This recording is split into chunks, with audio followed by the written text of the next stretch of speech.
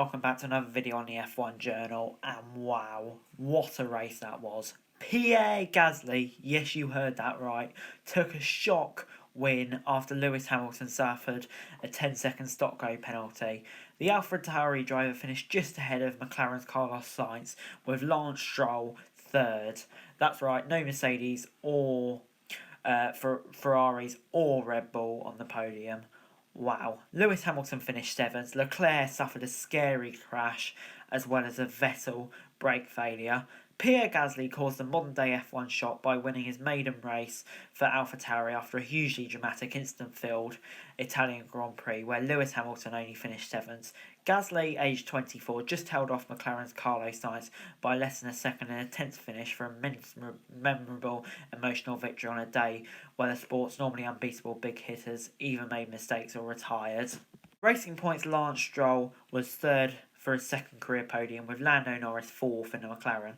Incredibly, AlphaTauri, Red Bull's junior outfit and Italian's second team, became the first team outside Mercedes, Ferrari and Red Bull to win a race since 2013. Their only previous win came under Toro Rosso, also at Monza with Sebastian Vettel in 2008. I've been through so much in 18 months, I struggle to realise this, said Gasly. Barely a year on from a brutal and swift demotion from the senior Red Bull team, I've got no words. This team has done so much for me. Now they're giving me my first win. Hamilton led the race's early stages, but was handed a costly stop-go penalty for pitting when the pit lane road was actually closed after Kevin Magnussen's Haas stopped at the side of the track. The six-time champion dropped to the back of the field, but raced back through the points, 7th, to minimise the impact on his championship lead.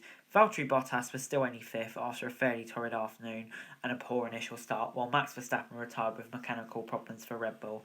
But it was even worse for Ferrari. Italy's historic standard bearer. A big crash for Charles Leclerc at the Parabolica brought out the red flags after 27 laps and suspended the race while trackside barriers were prepared. It also ended Ferrari's interest in their home event, with Vettel already retiring early on with a brake failure. The German was unable to slow his car down at the end of the pit straight and spectacularly took out polystyrene marker boards at the first chicane runoff before slowly touring back to the pits and retirement. Daniel Ricciardo was 6th in the lead Renault, with the recovering Hamilton's final overtake demoting Esteban Ocon later on. Kvyat and Perez will be disappointed with only 9th and 10th given where their teammates finished.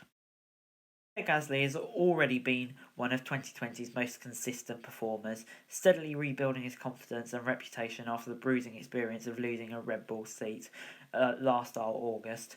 Yet what happened at Monza on Sunday was something entirely else. Winning from 10th on the grid is, for one of the sport's leading drivers, would be considered a tall order, let alone with a car that was only 6th quickest in qualifying.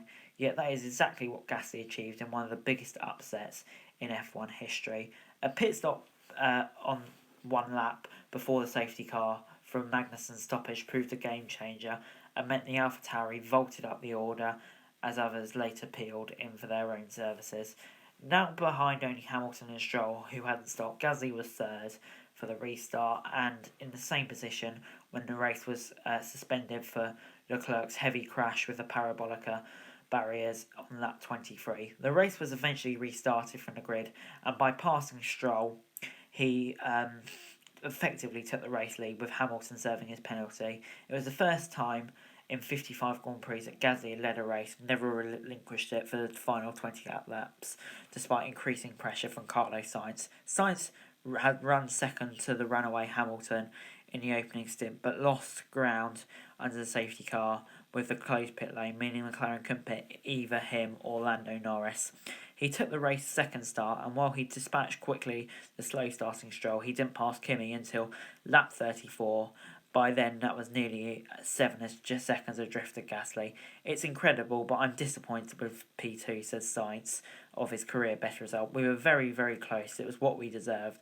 We had a bit of bad luck with the red flag, but we've been super quick all weekend, so I'm happy. Before we go, here are the final classifications. Just absolutely mental. Who saw that top 4 coming? Valtteri Bottas, I think, will be disappointed by P5. Just didn't have the pace, and it didn't look like the engine changes suited him at all. Ricciardo and Ocon, I don't know if they'll be Happy or not, good position, but maybe with the madness they could have gotten there. Hamilton will probably be disappointed with the penalty, as will Kvyat and Perez, given where their teammates came so close yet so far for Nicholas Latifi on Claire Williams' final race, and we wish Claire Williams the best in the future, as well as Sir Frank.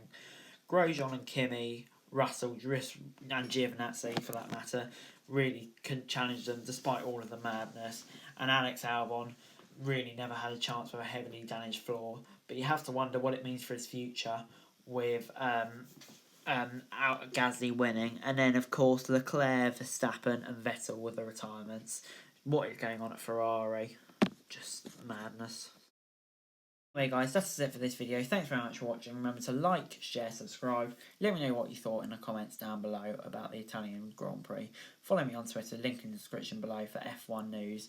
And subscribe to my other channels on screen right now. That'd be greatly appreciated. Thanks very much for watching.